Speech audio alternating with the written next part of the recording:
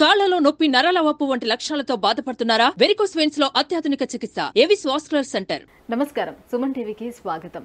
July మాసంలో ద్వాదశ రాశుల వారికి ఎలా ఉండనుంది, ఏ గ్రహాలు ఏ ఏ రాశుల వారికి అనుకూలిస్తున్నాయి, అలాగే ఏ గ్రహాలు అనుకూలించటం లేదు, వాటి వల్ల ఎటువంటి ఫలితాలు ఏర్పడనున్నాయి, ఈ విషయాలను తెలియజేసేందుకు మనతో పాటు ఉన్నారు ప్రముఖ జ్యోతిష్య శాస్త్ర పండితులు బ్రహ్మశ్రీ నందిబట్ల శ్రీహరి శర్మ గారు. గురుగారు నమస్కారం. వాగర్థ వివ సంపృక్తౌ వాగర్థ ప్రతిపత్తయే జగతః పితరౌ వందే పార్వతీ పరమేశ్వరౌ. సదాశివసమారంభాం శంకరాచార్య మధ్యమాం అస్మదాచార్య పర్యంతం వందే గురుపరంపరాం. ఆదిత్యాయ చ సోమాయ మంగళాయ బుధాయ చ గురుశుక్ర శనిభ్యశ్చ రాహవే కేతవే నమః. గురుగారు, మేషరాశి వారికి జూలై మాసంలోని గ్రహాల స్థితిగతులు ఎలా ఉన్నాయి, ఎటువంటి ఫలితాలను ఇస్తున్నాయి వారికి?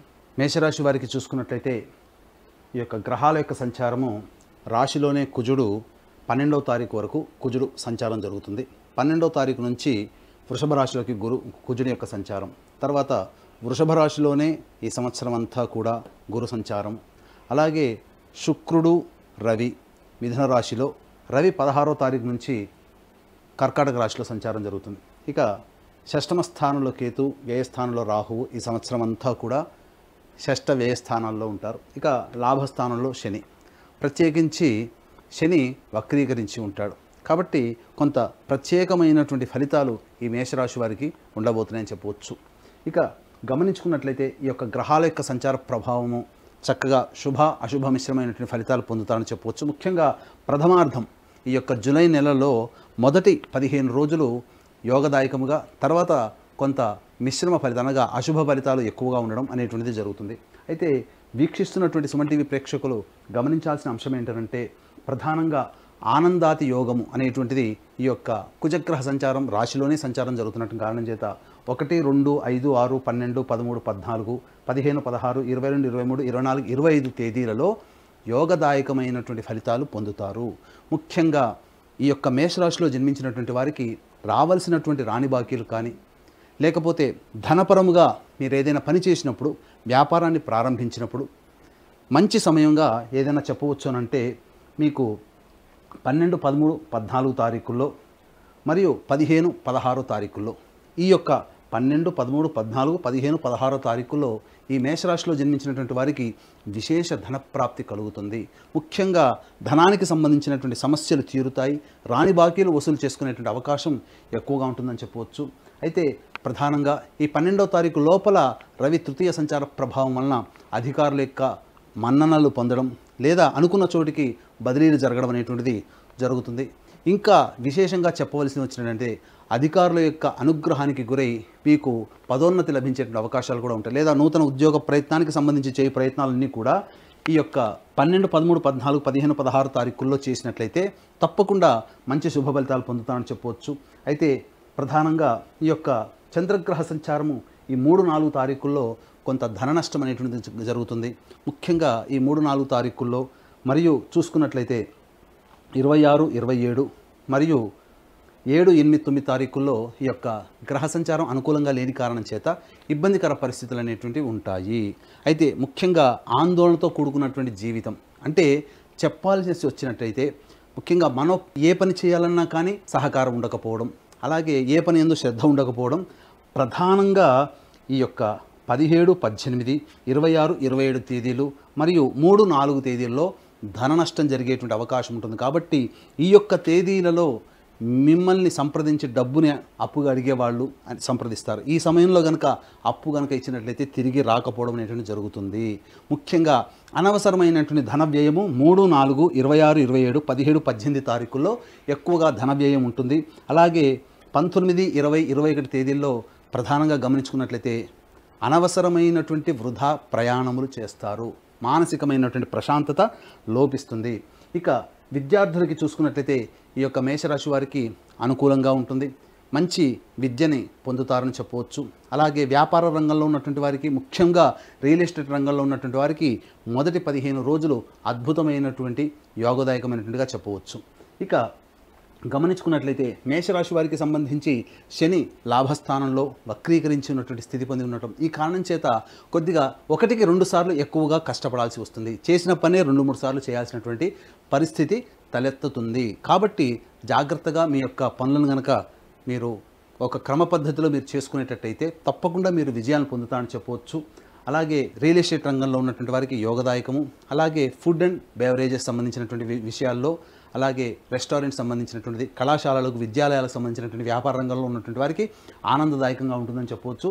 ముఖ్యంగా ఈ యొక్క మేషరాశి వారికి సంబంధించి చేయు వివాహ ప్రయత్నాలు ప్రథమార్థంలో అనగా మొదటి 15వ తారీఖు లోపల కనుక మీరు చేసుకున్నట్లయితే గ్రహాల యొక్క అనుగ్రహం సంపూర్ణంగా ఉన్నటువంటి కారణం చేత మంచి ఫలితాలు పొందుతారని చెప్పవచ్చు. విదేశీయానం, విదేశీ ప్రయత్నానికి సంబంధించినటువంటి చేయు ప్రయత్నాలన్నీ కూడా చాలా చక్కగా జరుగుతాయి. అలాగే లాభసాటిగా ఉంటుందని చెప్పవచ్చు. ఏతావాత చెప్పొచ్చేది ఏంటంటే అనుకూలమైనటువంటి తేదీలు ఈ యొక్క మేషరాశి వారికి ధనపరంగా, ముఖ్యంగా ధనపరమైనటువంటి ప్రాప్తి, అధిక ధన ప్రాప్తి, లేకపోతే మీరు అనుకున్నటువంటి వ్యాపార రంగంలో మీరు ఊహించకున్నటువంటి సందర్భంలో ధనము రావడం, ఉద్యోగ ప్రయత్నంలో కలిసి రావడం, ఇవన్నీ కూడా మీరు 12, 13, 14, 15, 16 తారీఖుల్లో గనక పెట్టుకుంటే చాలా మంచి జరుగుతుంది. విశేష ధనప్రాప్తి అని చెప్పవచ్చు. ఇక ఉద్యోగ రంగంలో ఉన్నటువంటి వారికి 22, 23 తారీఖుల్లో చేయు ప్రయత్నాలన్నీ కూడా కొలిక్కి వస్తాయని చెప్పవచ్చు. తర్వాత 24, 25 తారీఖుల్లో కూడా మంచి శుభ ఫలితాలు పొందుతారు. 1, 2 తారీఖుల్లో అనగా ఈ జూలై మాసం ప్రారంభంతోనే మంచి యోగాన్ని పొందేటువంటి అవకాశాలు ఈ యొక్క మేషరాశి వారికి ఉన్నాయని చెప్పవచ్చు. ఇక సంతానానికి సంబంధించినటువంటి ప్రయత్నం అనగా 7, 8, 9 తారీఖుల్లో మనోవ్యాకులత ఎక్కువగా ఉంటుంది. కుటుంబపరమైనటువంటి కలహాలు ఉంటాయి. కాబట్టి 4, 7, 8, 9 తారీఖుల్లో జాగ్రత్తలు పాటించండి. అలాగే 19, 20, 21 తేదీల్లో సంతానపరమైనటువంటి చిక్కులు లేదా సంతానంతో విరోధం ఏర్పడము, అలాగే నష్టము, వృధా కాలయాపన, ఇవన్నీ కూడా జరిగేటువంటి అవకాశాలు ఉంటాయి. కాబట్టి జాగ్రత్తలు పాటించండి. ఇక 3వ తారీఖు, 4వ తారీఖుల్లో అనవసరమైనటువంటి ధన వ్యయం అయ్యేటువంటి అవకాశాలు ఉంటాయి. కావున ఈ చెప్పినటువంటి తారీఖుల్లో మీరు గనక నిర్ణయాలు తీసుకొని తదనుగుణంగా మీ యొక్క జీవితాన్ని కనుక పొందుపరుచుకున్నట్లయితే ఈ జూలై నెలలో వచ్చేటువంటి ఇబ్బందులన్నీ తొలగిపోతాయని చెప్పవచ్చు.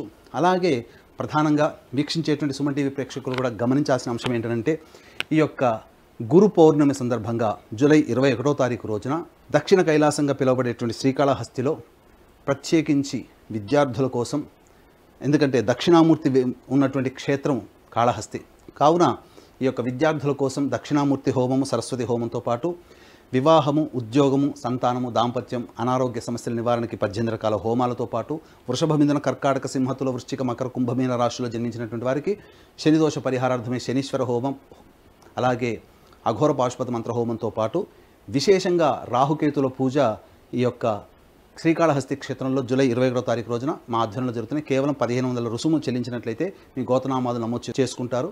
ఇక సంవత్సరం అంతా కూడా మా పీఠం ఆధ్వర్యంలో జరిగే కార్యక్రమంలో కూడా గోతనామాలు నమోదు చేసుకోవచ్చు. ఈ యొక్క ప్రత్యేకించి జూలై 21వ తారీఖు రోజున జరిగే కార్యక్రమాలు కేవలం అతి కొద్ది మందికి మాత్రమే ఈ యొక్క కార్యక్రమంలో నమోదు చేసుకోవడం జరుగుతుందని వీక్షించేటువంటి సుమన్ టీవీ ప్రేక్షకులు గమనించగలరు. గురుగారు ద్వితీయ స్థానంలో గురువు ఉన్నారు కాబట్టి వాళ్ళకి గృహయోగం ఉండే అవకాశం ఎంతవరకు ఉంది? ఈ నెలలోని ప్రయత్నాలు చేసుకోవచ్చు అంటారా? అలాగే పరిహారాలు కూడా ఏం పాటించుకుంటే వాళ్ళకి ఇంకా మరి శుభదాయకంగా ఉంటుంది? మేషరాశి వారికి ద్వితీయ గురు సంచారము యోగదాయకంగా ఉంటుంది. కాకపోతే రాశ్యాధిపతి అయినటువంటి కుజుడు ప్రధానంగా 12వ తారీఖు నుంచి ప్రవేశం చేస్తున్నటువంటి కారణం చేత చేయు ప్రయత్నాలు కొన్ని ఇక్కట్లు తప్పవు.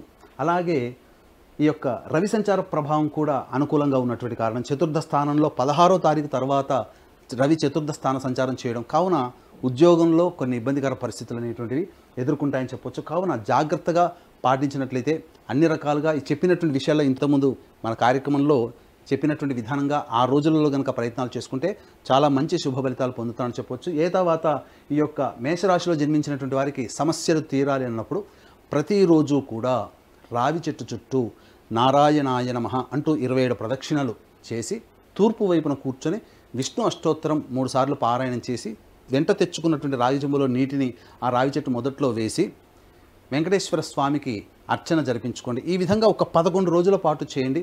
తప్పకుండా మీకున్నటువంటి సమస్యలు పరిష్కారం అవుతాయని చెప్పడంలో ఏమాత్రం సందేహం లేదు. గురుగారు, జూలై మాసంలో మేషరాశి వారికి ఎలా ఉండనుంది, ఎటువంటి పరిహారాలను పాటించుకోవాలి, ఈ విషయాన్ని తెలియజేసినందుకు ధన్యవాదాలండి. సర్వం శ్రీ ఉమామహేశ్వర పరబ్రహ్మార్పణమస్తు.